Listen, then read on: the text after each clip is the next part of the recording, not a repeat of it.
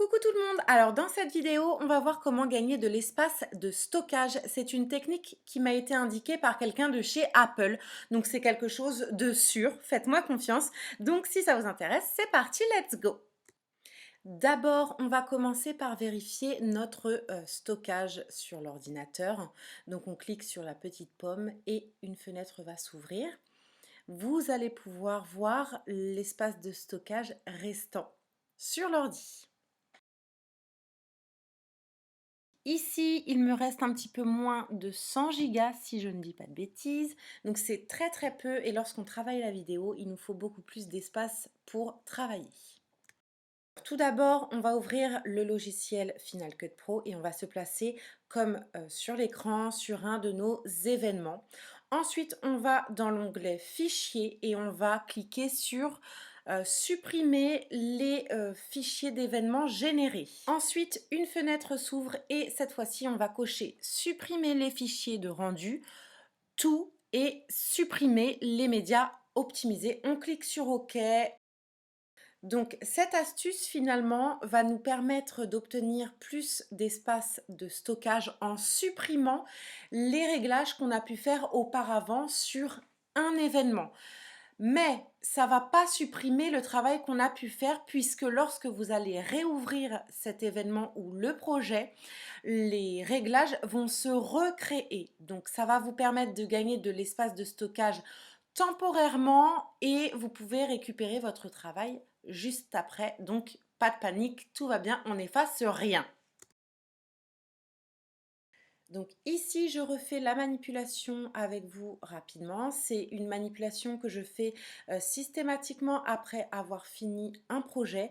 Comme je vous le disais, c'est une manipulation qui est sûre, qui m'a été indiquée par un technicien de chez Apple. Donc voilà, moi j'avais trop peur de perdre mon travail. Finalement, ça efface les réglages temporairement, mais vous pouvez retrouver vos réglages en réouvrant votre travail.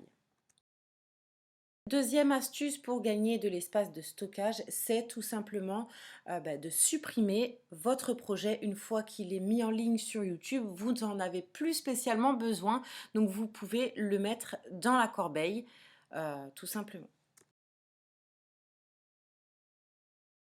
Par contre, attention, si vous supprimez votre événement comme je l'ai fait à l'écran, ça va vous supprimer tous les projets rattachés à l'événement. Donc vraiment, faites attention à ça. Moi, je le fais systématiquement une fois que ma vidéo est en ligne. Comme ça, il n'y a pas de souci. Deuxième manipulation pour gagner de l'espace de stockage, c'est une manipulation qui m'a été indiquée encore une fois par quelqu'un de chez Apple. Donc vous allez sur votre bureau, vous cliquez sur l'onglet Aller et en même temps vous appuyez sur la touche Alt.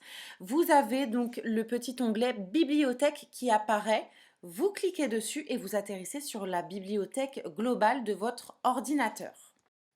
Ici, il n'y a que deux fichiers qui m'intéressent. C'est le fichier cache et le fichier cookies. Donc, vous entrez sur le fichier cache, vous faites sélectionner tout, donc commande A, et vous mettez tout à la poubelle. Pareil pour le fichier cookies. Vous l'ouvrez, commande A, ça sélectionne tout et vous mettez tout à la corbeille. Ensuite, vous ouvrez votre poubelle. Vous faites la touche commande A pour tout sélectionner d'un seul coup et vous supprimez les éléments sélectionnés. Vous confirmez et ça va tout vous supprimer.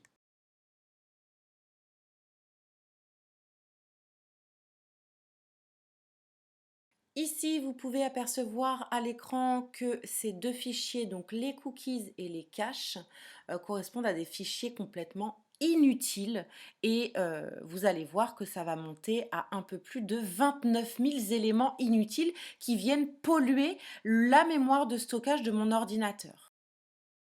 Une fois la corbeille vidée définitivement, il faut impérativement redémarrer votre ordinateur pour que lui, il comprenne que vous avez jeté beaucoup d'éléments et que votre mémoire se rétablisse.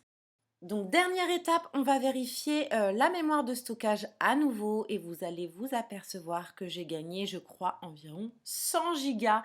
Donc c'est pas énorme, mais quand même, ça me permet de travailler ma prochaine vidéo sereinement. Et voilà, ce tuto touche à sa fin. J'espère vraiment qu'il a pu vous aider. N'hésitez pas à commenter, à liker et à partager parce que ça peut servir à beaucoup de monde. C'est très simple, mais il faut le savoir en fait. C'est très bête, mais quand on ne le sait pas, on galère et on peut mettre des heures et des heures et des heures à chercher. Donc voilà, j'espère vraiment que ça vous a été utile. Je vous fais plein d'énormes bisous et à très bientôt.